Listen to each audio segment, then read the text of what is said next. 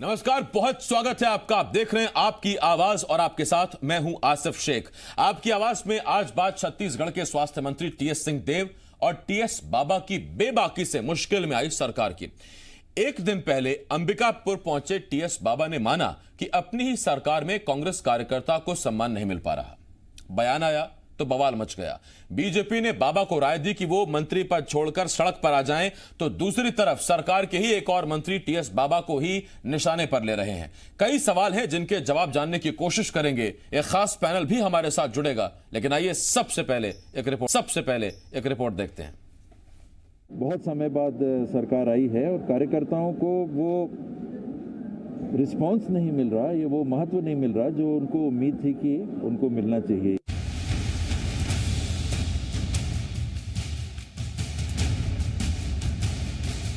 छत्तीसगढ़ के स्वास्थ्य मंत्री और कांग्रेस के दिग्गज नेता टीएस सिंहदेव का एक दिन पहले दिया गया ये बयान अब प्रदेश की सियासत में घमासान का सबब बन गया है। दरअसल अंबिकापुर के राजमोहिनी भवन में कार्यकर्ताओं से बैठक के बाद टीएस सिंहदेव ने माना कि अपनी सरकार में कार्यकर्ता सम्मान चाहता है, मगर उसकी अनदेखी हो रही है। ये बयान क्या आया, सियासी गलियारे में बवाल मच गया। बीजेपी ने फौरन बाबा के बयान पर चुटकी ले ली और कह दिया बाबा को मंत्री पद छोड़कर सरकार के खिलाफ सड़क पर उतर जाना चाहिए। जरा सुनिए कल का टीएस बाबा का बयान और आज बीजेपी का तंज। स्वाभाविक है कि ये भाव है, इसको नकार करना जानते हुए एक सच्चाई को नकारने जैसा हो जाएगा कि लोगों के मन में एक असंतोष है कि बहुत समय बाद सरकार आई है और कार्यकर्ताओं को वो रिस्पांस नहीं मिल रहा, ये वो महत्व नहीं मिल रहा जो उनको उम्मीद थी कि उनको मिलना चाहिए। अरे भाई, मंत्री जी ने यदि कोई पीड़ा कार्यकर्ताओं की अभिव्यक्त की है तो उस पीड़ा को दूर करने का काम कांग्रेस पार्टी और उसकी सरकार का है। तो बृजमोहन जी को इस्तीफा मांगने का क्या मतलब है और क्या अधिकार बनता है, और क्यों इस्तीफा देंगे इस मामले पर? यदि हमारे कार्यकर्ता के मन में कोई असंतोष है तो उनको कारणों को जानकर हमको दूर करना होगा। और मैं आपको बता दूं, असंतोष वाली ऐसी कोई व्यापक बात नहीं है। सियासी विरोधी के नाते बीजेपी टीएस सिंहदेव और कांग्रेस पर तो हमलावर है ही, मगर अब तो अपने ही बाबा पर निशाना साधने लगे हैं। स्वास्थ्य मंत्री के बयान पर सरकार के एक और मंत्री अमरजीत भगत ने निशाना साध दिया। भगत ने कहा, अगर कार्यकर्ता नाराज है तो इसकी जिम्मेदारी स्थानीय विधायक और मंत्री की है। संदर्भ में टिप्पणी उन्होंने किया है वो तो वही बता सकते हैं। सरकार तो लगातार कार्यकर्ताओं के लिए कर रही है, इस प्रकार का कोई स्थिति नहीं है। लेकिन कहीं अगर कार्यकर्ताओं में कोई बात आए तो उस क्षेत्र के विधायक, वहाँ के मंत्री, उनकी नैतिक जवाबदारी है कि अपने अपने कार्यकर्ताओं को समझाए, संतुष्ट करें। बाबा का ये तो सिर्फ एक बयान है जिस पर हंगामा हो रहा है। अपनी साफगोई और बेबाकी के लिए पहचाने जाने वाले स्वास्थ्य मंत्री टीएस सिंहदेव ने मरवाही के समीकरण पर ऐसा बयान दे दिया जिसे सुनकर आप भी थोड़ा चौंक जाएंगे। भाजपा वर्सेस कांग्रेस और बीच में जोगी कांग्रेस का अदृश्य फैक्टर, इस परिस्थिति में जब वो सीधे तौर पे नहीं लड़ रहे हैं, ये वोट बटेगा। ये 70,000 वोट किधर जाएंगे उसको देखना है। कांग्रेस को पिछले बार 20,000 वोट मिले थे और भाजपा को 27,000 मिले थे, तो स्वाभाविक है कि कांग्रेस के 20,000 वोट इसलिए भी कम थे क्योंकि बहुत कांग्रेस के वोट जोगी जी के साथ भी जुड़े होंगे। अब उनके नहीं रहने में वोट किधर जाएंगे? अगर ये 70,000 वोट 35,000 दोनों को मिलेंगे तो भाजपा जीतेगी। अगर 40,000 कांग्रेस को मिलेंगे और 30,000 भाजपा को मिलेंगे तो कांग्रेस जीतेगी। अब सवाल ये है कि टीएस सिंहदेव ने हमेशा की तरह बेबाकी से बयान दिया है और जाने अनजाने अपनी ही सरकार पर सवाल उठा दिए, या फिर ये दोनों बयान देकर बाबा जानबूझकर सरकार की मुश्किलें बढ़ा रहे हैं। अंबिकापुर से सुशील कुमार के साथ सत्य प्रकाश, जी मीडिया, रायपुर। तीन खास मेहमान हमारे साथ जुड़ रहे हैं। हमारे साथ बीजेपी की तरफ से केदार गुप्ता जी, कांग्रेस की तरफ से धनंजय ठाकुर साहब और ब्यूरो चीफ देवेश तिवारी हमारे साथ जुड़ रहे हैं। मैं आप तीनों का बहुत बहुत स्वागत करता हूं। सबसे पहला सवाल देवेश, मैं आपके पास आ रहा हूं। आज चर्चा की शुरुआत मैं आपसे करता हूं। देवेश, जो बयान अभी बाद का सुना हमने, पहला तो ठीक है कि कांग्रेस के कार्यकर्ताओं को सम्मान मिलना चाहिए, उस पर तो मैं राजनीतिक प्रतिक्रिया लूंगा, लेकिन जो दूसरा बयान है जिसमें संभावित नतीजे और समीकरणों पर टीएस बाबा ने अपनी राय दी है, ऐसा लगता है जैसे पॉलिटिकल एनालिस्ट से आप पूछ रहे हैं कि क्या हो सकता है, क्या संभावनाएं हैं, जबकि अमूमन हमने देखा है कि जिस सीट पर लेश मात्र संभावनाएं नहीं होती जीत की, प्रत्याशी वहां कहता है कि पूर्ण बहुमत से हम आ रहे हैं, अगले की जमानत जब्त हो जाएगी। ऐसा ही होता है, और जो नेता होते हैं, नेता हमेशा इसी तरह के बयान देते हैं जिससे उनके पॉलिटिकल पार्टी को फायदा हो। और अगर नेता अपनी पार्टी की बजाय इस बात को सोचने लगे कि उनके बयान कहीं गलत तो नहीं हो जाए, या उनका दिया हुआ बयान कहीं दोबारा उनको वापस लेना ना पड़े, या उनका आकलन फेल ना हो जाए, तो जिस तरह का बयान आना चाहिए वो टीएस सिंहदेव का बयान है। टीएस सिंहदेव बखूबी जानते हैं कि वहां पर चुनाव चल रहे हैं, 2 दल चुनाव मैदान में हैं, उस बीच में उनका बयान एक पॉलिटिकल एनालिस्ट की तरह आया है जिसमें वो इस बात को बता रहे हैं कि ऐसा होगा तो ये हो जाएगा और ऐसा होगा तो ये हो जाएगा, जबकि उनके पार्टी के कार्यकर्ता उनसे उम्मीद करते हैं कि वो हर हाल में अपने पार्टी की जीत का दावा करें, क्योंकि परिणाम जो होते हैं वो एक चीज के आधार पर नहीं आते हैं। परिणाम में नेता हवा कैसा बनाकर ले जाते हैं उस बात के आधार पर जो है बयान दिए जाते हैं, और उसी आधार पर वोट पड़ते भी हैं। आप देखिएगा, जब भी कोई पॉलिटिकल पार्टी चुनाव मैदान में होती है उसका दावा 65+, 70+, 200+, इस तरह के बयान क्यों दिए जाते हैं? ताकि उनके पक्ष में एक हवा तैयार हो, और उस हवा को देखते हुए जिन लोगों का मत तय नहीं हो पाया है कि उनको किधर वोट डालना है, उसके वोट में उस नेता के बयान उसकी भूमिका अदा करे, और वो जो उनके बयान से उनका वोट है वो एक माइंडसेट तैयार करे कि उनको वोट इस दिशा में देना है। तो इस दिशा में जो टीएस सिंहदेव का बयान है वो बहुत बैलेंस्ड है। उनके बयान को सुनकर वहां का मतदाता ये तय नहीं कर सकता कि उसे भाजपा में वोट देना है या कांग्रेस में वोट देना है, क्योंकि वो बयान किसी को वोट देने के लिए, हवा बनाने के लिए नहीं है। उनका बयान इस बात के लिए है कि उनका दल जो है वो चुनाव मैदान में है। उनका बयान इस बात की ओर इशारा कर रहा है कि यदि ऐसा होता है तो ये परिणाम संभावित है। ठीक, मैं लौट रहा हूं इस पर आपके पास। ठाकुर साहब, पहले मैं आपके पास आ रहा हूं, केदार जी उसके बाद मैं आपके पास आता हूं। और धनंजय जी, मेरा आपसे एक सवाल, यदि ऐसे ही चुनाव प्रचार होता है या मौजूदा सियासत में अगर चुनाव प्रचार की यही परिभाषा है, तो 18 में फालतू में आपने इतनी मेहनत की सर, इतना पसीना बहाया, सीधा कहते हैं कि रमन सरकार ने अगर अच्छा काम किया है तो रमन सरकार जीतेगी, और अगर अच्छा काम नहीं किया तो फिर हम बैठे हम जीत जाएंगे। देखिए आसिफ जी, मरवाही उपचुनाव में मुख्यमंत्री भूपेश बघेल सरकार के 20 महीनों का कार्यकाल, जिसमें किसानों का कर्ज माफी हुआ है, जिसमें धान के 25% दिए गए हैं, जिसमें बिजली बिल हाफ हुआ है, आदिवासियों की जमीन लौटाया गया है, तेंदुपत्ता का मानक दर बढ़ाया गया है, बहुत सारी ऐसी जन कल्याणकारी योजनाएं जिसका लाभ छत्तीसगढ़ के जन जन को मिल रहा है। मरवाही की जनता भी मन बना चुकी है कि मुख्यमंत्री भूपेश बघेल सरकार के कामों पर, और जैसे हमेशा से वो कांग्रेस की ओर रहे मरवाही की जनता, इस बार भी कांग्रेस के प्रत्याशी ऐतिहासिक मत से वहां पे जीत दर्ज कराएंगे। और निश्चित तौर पर अच्छाई और बुराई दोनों चीजें रहती है। 15 साल तक जो रमन भाजपा की सरकार छत्तीसगढ़ में रही है, उससे छत्तीसगढ़ का हर वर्ग पीड़ित रहा है, चाहे वो किसान हो, मजदूर हो, महिलाएं हो, आदिवासी समाज के लोग हो, चाहे पिछड़ा वर्ग हो या व्यापारी हो। उसके खिलाफ कांग्रेस कार्यकर्ताओं ने लड़ाई लड़ा है 15 साल तक, और उसके बाद कुशासन और भ्रष्टाचार की सरकार को हम उखाड़ फेंकने में सफल हुए हैं, और आज छत्तीसगढ़ खुशहाल हुआ है तो कांग्रेस के कार्यकर्ताओं के बदौलत, हमारे नेताओं के बदौलत। ये तो आपने ठाकुर साहब मुझे मरवाही वाले बयान पर आपने अपना प्रतिक्रिया दे दी कांग्रेस की तरफ से। अब मैं दूसरी प्रतिक्रिया आपसे लेता हूं। आपने कहा कि हर वर्ग परेशान था और उसके बाद कांग्रेस के कार्यकर्ता लड़ाई लड़ी, अब हर वर्ग खुशहाल है। अब सर भले ही हर वर्ग खुशहाल हो, लेकिन अब कार्यकर्ता अपने सम्मान की लड़ाई लड़ रहा है, और ये बात खुद टीएस सिंहदेव कह रहे हैं। देखिए आसिफ जी, एक बात बहुत गंभीरता के साथ आपके चैनल में करना चाहूंगा।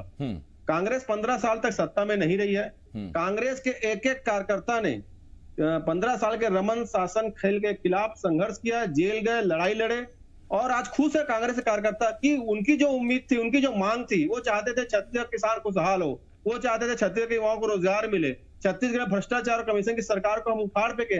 आज सफल हुए हैं। कांग्रेस का एक एक कार्यकर्ता खुश है मुख्यमंत्री भूपेश बघेल के सरकार के कामों से, और निश्चित तौर पर हमारा जो उद्देश्य था। नहीं, सिंहदेव साहब झूठ बोल रहे हैं क्या? या आपका एक खुशहाल कार्यकर्ता सिंहदेव साहब के पास नहीं जा रहा है? देखिए, मैंने कहा कि कांग्रेस के कार्यकर्ता खुशहाल है, कांग्रेस कार्यकर्ता को किसी प्रकार की शिकायत नहीं है। कोई शिकवा नहीं है। और कार्यकर्ता तो आने वाले जो चुनाव होने जो 2023 में उसके तैयारी में जुटा हुआ है कि हमको और अपने सरकार कामों के आगे बढ़ाना है। जब आप और बार छत्तीसगढ़ बार जैसे ठाकुर साहब आप जोर देते हैं कांग्रेस का कार्यकर्ता खुशहाल है, तो राजमोहिनी भवन में जो लोग मौजूद थे जिन्होंने काम खुशहाल नहीं, हमें सम्मान नहीं मिल रहा, वो कांग्रेस का कार्यकर्ता नहीं है? देखिए, मैंने कहा कि कांग्रेस कार्यकर्ता, कांग्रेस नेता जो 15 साल तक निस्वार्थ भाव से छत्तीसगढ़ के जो भ्रष्टाचारी सरकार थी, कुशासन की सरकार थी, उसके खिलाफ लड़ाई लड़ा है, क्योंकि वो सिपाही है, उसको अपने दायित्व तो मालूम है कि मुझे किसानों की लड़ाई लड़ना है। मैं दूसरे राउंड में आपके पास ठाकुर साहब आता हूं, दूसरे शब्दों से मैं कुछ सवाल पूछने की कोशिश करूंगा, 1 to 1 चलता रहेगा, ठीक नहीं? केदार जी भी जुड़े हुए हमारे साथ। केदार जी आपके पास आ रहा हूं। केदार जी, पड़ोस के एक राज्य में आपने एक नेता सड़क पर उतरवा दिया था, उसके बाद सड़क से सरकार सड़क पर आ गई थी। अब आप फिर इशारा कर रहे हैं कि सिंहदेव साहब अगर इतने दुखी हैं तो मंत्री पद छोड़ दें, सड़क पर आ जाएं। वो ये तो नहीं कह रहे हैं कि सरकार गलत काम कर रही है, ना ही वो ये कह रहे हैं कि सरकार वादे नहीं पूरी कर रही। उन्होंने अपने कुछ कार्यकर्ताओं से बात की, उनको लगा वो सम्मान नहीं पा रहे हैं, तो उन्होंने अपनी बात बताई। आप उनको एंगल दे रहे हैं, एक नई लाइन दे रहे हैं कि आप आ जाइए सड़क पर। नहीं, ये एंगल तो सरकार उनको दे रही है, हम तो खाली इशारा कर रहे हैं कि भाई परेशान मत हो, अब 20 महीना हो गया, कुछ निर्णय लो। क्योंकि आप देखें, मैं सीधी बात बोलूं कि माननीय टीएस सिंहदेव जी, जिन्हें राजा और बाबा की उपाधि है, अंबिकापुर क्षेत्र में सरगुजा में राजा को बाबा कहते हैं, उन्हें बाबा कहा जाता है। और जब उनके क्षेत्र के कार्यकर्ताओं की वो पीड़ा सामान्य रूप से, सार्वजनिक रूप से व्यक्त करते हैं, तो सरकार और संगठन दोनों ये नहीं कहता कि जरूर वहां कार्यकर्ताओं की परेशानियों को पूछा जाएगा, देखा जाएगा, कांग्रेस के अध्यक्ष को भेजा जाएगा और वहां अन्य मंत्री जाकर उसकी चर्चा करेंगे, बल्कि सीधा वार करते हैं। यही चल रहा है कांग्रेस पार्टी में, इससे बाबा परेशान है टीएस सिंहदेव जी। आप देखिए, वो हवाई नेता नहीं है, वो जमीनी नेता है। मैं कहना चाहूंगा कि उन्होंने सबसे पहले कहा था कि कोरोना की हालात छत्तीसगढ़ में और खराब होंगे और लाखों पेशेंट्स इसमें आ सकते हैं। उन्होंने सरकार को आगाह किया था। आगाह होने के बावजूद भी प्रधानमंत्री जब मुख्यमंत्रियों की बैठक लेते थे तो छत्तीसगढ़ के स्वास्थ्य मंत्री उसमें नहीं हुआ करते थे। वहां से शुरू हो रही है ये बात। अभी मैं एक बड़ी बात आपको बताना चाहता हूं कि लेमरू प्रोजेक्ट में जब उनके विधानसभा क्षेत्रों के कुछ गांवों को लिया जाना है और वहां ग्राम सभा होनी है, तो पंचायत विभाग ग्राम सभा नहीं करा रहा। वन विभाग के अधिकारी प्रेशर करके वहां पर ग्राम सभा करा रहे हैं और जबरदस्ती कर रहे हैं। वो भी माननीय टीएस सिंहदेव जी का क्षेत्र है, तो उनके विधानसभा क्षेत्र में मैं कहूंगा कि कानूनी रूप से आप जाए ना। पंचायत विभाग का काम है ग्राम सभा आयोजित करना, तो फॉरेस्ट विभाग कर रहा है। वहां पर सामने देखा मैंने वो क्लिप को देखा, मैं समाचार में देखा, जहां पर फॉरेस्ट के कर्मचारी खड़े हैं, माननीय टीएस सिंहदेव जी खड़े हैं और उनकी वार्तालाप चल रही है। तो कहीं ना कहीं इतने वरिष्ठ मंत्री जिनके दम पर मैं कहूंगा कांग्रेस का मैनिफेस्टो बना और कांग्रेस की जीत में उस मैनिफेस्टो का बड़ा हाथ था, उन मैनिफेस्टो को पूरा नहीं किया। और इस दिन तो टीएस सिंहदेव जी, आपको याद होगा, कह दिए थे कि अगर धान की किस्त पूरी तरह किसानों को धान खरीदी के पहले नहीं मिली तो मैं इस्तीफा दे दूंगा। तो इस्तीफे की बात हम नहीं कर रहे, उन्होंने की थी। और आज जो वातावरण कांग्रेस ने उनके खिलाफ बना दिया है, जब बताइए कि उनसे जूनियर कोई मंत्री अगर उनको समझाइश देने लगे और उनका क्षेत्र का हो, मतलब कांग्रेस पार्टी के अध्यक्ष ना जाकर ये कहते हैं कि कार्यकर्ताओं को समझाएंगे, बताएंगे क्या दिक्कतें हैं, पूरी होगी, ना कोई मंत्री कहता, उल्टा आरोप लगाते हैं। तो कहीं ना कहीं कांग्रेस में जो असंतोष है वो साफ दिखाई देता है। मैं इस पर लौट रहा हूं आपके पास। केदार जी, आता हूं मैं आपके पास। देवेश, बहुत छोटे में आपसे जानना चाहूंगा, ये बेबाकी के लिए जाने जाने वाले टीएस सिंहदेव दरअसल अपने मूल स्वभाव के अनुरूप चल रहे हैं, या मूल स्वभाव के अनुरूप चलते हुए पार्टी किस तरह मुसीबत में पड़ती जा रही है इसका वो आकलन ठीक से नहीं कर पा रहे हैं, या बाखूबी अंदाजा है? वो फिर वो कोरोना पेशेंट का अस्पताल ना पहुंच पाने को लेकर दिया गया बयान हो, वो धान का बयान हो, ये अभी ग्राम सभा वाली बात हो, या आज के ये 2 बयान?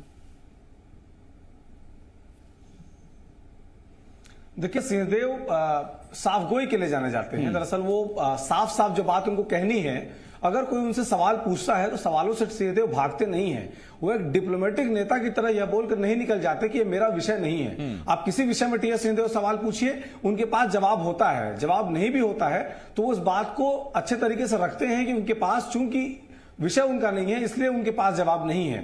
तो ऐसे नेता जब उनसे यह सवाल पूछा जाएगा तो उनकी ओर से जवाब की अपेक्षा भी ऐसे ही की जानी चाहिए। वहां पर कौन जीतेगा? तो एक जो डिप्लोमेटिक नेता होता है वो कहता है कि हम ही जीतेंगे, हमारी लड़ाई भाजपा से, हमने अच्छा काम किया, हम जीतने जा रहे हैं। और टीएस सिंहदेव से अगर आप ये पूछेंगे तो सिंहदेव चूंकि अपनी जुबान उनकी झुठलाई ना जाए चुनाव के बाद, इसलिए वो ये कह देते हैं कि उस क्षेत्र में अगर जनता कांग्रेस के वोट जहां पर शिफ्ट होंगे वही पार्टी चुनाव में जीतने जा रही है। तो सिंहदेव हमेशा इस बात की चिंता करते हैं कि उनके द्वारा बोला गया जो बयान है वो आगे चलकर उन्हें न दिखाया जाए कि आपने ये दावा लेकिन किया था। सियासत में आजकल कोई इतनी टेंशन लेता है क्या कि मेरे बयान का क्या वो होगा, वो पता नहीं क्या है। लेकिन हाँ, सिंहदेव ने हमेशा इस बात का ख्याल रखा है। ठाकुर साहब, आपसे मेरा एक सवाल, तो क्या अब पार्टी सिंहदेव की बेबाकी से परेशान है, आजिज आ गई है? यही वजह है कि बड़ा वाजिब सवाल है बीजेपी का कि आप ये कह सकते थे कि हम पता करवाएंगे कार्यकर्ताओं को क्या दिक्कत है, प्रशासन से परेशान है, सरकार से परेशान है, किस वजह से परेशान है, क्या उनकी दिक्कत है। सीधा अमरजीत भगत कहते हैं कि इसका मतलब जिम्मेदारी सीधा वहां के मंत्री की है। दुनिया जानती है कि अंबिकापुर से कौन मंत्री आता है।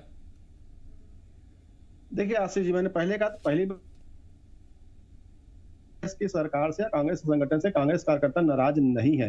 कांग्रेस कार्यकर्ताओं ने जो इच्छा रखा था कि 15 साल की सरकार के खिलाफ हमको कैसे लड़ाई लड़ना है और छत्तीसगढ़ की जनता के लिए क्या करना है, उससे कांग्रेस कार्यकर्ता खुश है। पहली बात। दूसरी बात, आप देखेंगे कि भाजपा की जो पीड़ा हमको समझ में आ रही है, 15 साल तक एक और जब कांग्रेस सत्ता में नहीं थी, कांग्रेस कार्यकर्ता मजबूती से रमन सरकार के खिलाफ लड़ाई लड़ते थे, हर उस गलत नीतियों के खिलाफ सड़कों पर थे। और वहीं 2 साल भी सरकार को गए, इनके नहीं हुआ, सत्ता गए। उसके बाद किस प्रकार की स्थिति भाजपा में है, ना तो कार्यकर्ता है भाजपा में, ना तो नेता है। इनके जो भाजपा के जो प्रदेश अध्यक्ष है, उनके नेतृत्व उनके नेता ही स्वीकार नहीं कर पा रहे हैं। किस प्रकार के सिर फुटबॉल मची हुई है। तो मुझे ऐसा लगता है कि भाजपा की स्थिति बेगानी शादी में अब्दुल्ला दीवाना की तरह है।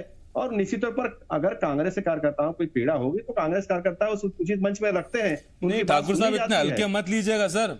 बेगानी शादी में अब्दुल्ला दीवाना पड़ोस के राज्य में सर, यही अब्दुल्ला जो है दुल्हन भगा के ले गया था, ऐसी स्थितियां बन गई थी। तो थोड़ा सा उसमें ख्याल रखिए। टिकाऊ नहीं, टिकाऊ जी नारा लग रहा है वहां पे। हाँ, खैर उसमें जनता कितना साथ देती है, बिकाऊ टिकाऊ वाला, उस पर तो नजर रहेगी। ठाकुर साहब, लौट रहा हूं मैं आपके पास। बेचने वालों को सजा सुनाने की नौबत आ चुकी है। जी, मैं आपके पास आ रहा हूं। जनता की अदालत है सर, तय करेगी, उस पर आप भी सहमति भरेंगे मेरे साथ। गुप्ता जी, मैं आपके पास आ रहा हूं और मेरा आपसे एक सवाल सर, बड़ी सावगोई से टीएस बाबा ने जो बातें रखी हैं उसमें अगर देखा जाए एक तरीके से तो जाहिर बात है कि उसमें कुछ गलत नहीं है। वो सीधा समझा रहे हैं कि तब जबकि बीजेपी और कांग्रेस मैदान में रह गए हैं और तब जबकि पिछली बार अजीत जोगी जीते थे, उनको ज्यादा वोट मिले थे, तो वो जब वोट बटेगा तो या तो आपके हिस्से आएगा या फिर वो कांग्रेस के हिस्से में आएगा। तो अगर वो बड़ी लॉजिकल सी बात कर रहे हैं, एक राजनीतिक होने के साथ साथ एक राजनीतिक विश्लेषक के तौर पर भी, तो इसमें उस जो दरार आप बता रहे हैं कि पार्टी में पड़ गई है, वहां आप अपने लिए स्कोप ढूंढ रहे हैं।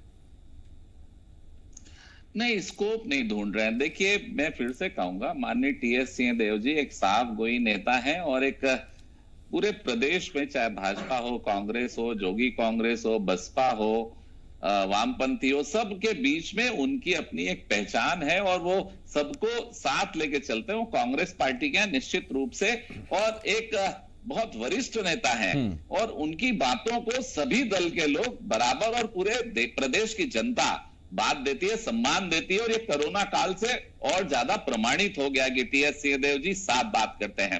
अगर हम बात करें मारवाही की तो बहुत स्पष्ट है कि अगर कोई मामला हाईकोर्ट में पेंडिंग है और जिला स्तर समिति उसको सर्टिफिकेट को निलंबित कर देती है तो लोगों को ऐसा महसूस होता है कि अन्याय हुआ है। और उसको लेकर रेणु जोगी जी किताब लेकर घूम रही है कि मुझे न्याय चाहिए। हम अगर ये बात रेणु जोगी जी और जोगी कांग्रेस की कहूंगी तो करेंगे तो मेरे भाई कहेंगे ए और बी टीम, पर वहां के लोगों का कहना है कि रेणु जोगी जी को न्याय मिलना चाहिए। अब अगर रेणु जोगी जी को न्याय देना है तो जनता किस ओर जाएगी, बहुत स्पष्ट है। 27,000 से हम पहले ही वहां 7,000 वोट कांग्रेस से आगे थे और अब न्याय अन्याय की बात है तो मुझे तो जनता भगवान से प्रार्थना करेगी ना सर कि जोगी परिवार का आगे अच्छा हो। नहीं, निश्चित रूप से ये तो चुनाव है ना, भगवान ही। ठीक है गुप्ता सर, जो आप समझाना चाह रहे हैं जनता समझ गई है। और जिस न्याय यात्रा की तरफ आपने जिक्र किया है या जिस इंसाफ की तरफ आपने जिक्र किया है, परोक्ष रूप से आप किस तरह लाभार्थी बन सकते हैं वो आपने जाते जाते वो समझा दिया। राजनेता की यही पहचान है। धन्यवाद आपका। बाकी ये है, ठाकुर साहब मान नहीं रहे हैं कि कार्यकर्ता परेशान है, मंत्री जी कह रहे हैं। मैंने 3-4 बार सवाल पूछा, इससे ज्यादा मेरे पास वक्त था भी नहीं। गुप्ता जी अपना अलग एंगल ढूंढ रहे हैं और देवेश एक बीच में जो तमाम छुपी हुई चीजें हैं, जिसे कहते हैं बिटवीन द लाइंस हैं, देवेश समझाने की कोशिश कर रहे थे अपनी अपनी भूमिका में सब। बहुत धन्यवाद आपका हमारे साथ जुड़ने के लिए ठाकुर साहब, देवेश आपका भी, और गुप्ता जी आपको बहुत बहुत धन्यवाद। एक छोटे से ब्रेक के लिए मैं रुकना होगा, ब्रेक के बाद भी जी मध्य प्रदेश छत्तीसगढ़ पर खबरों का सिलसिला लगातार जारी है, कहीं मत जाइएगा, यूं गए और यूं आए।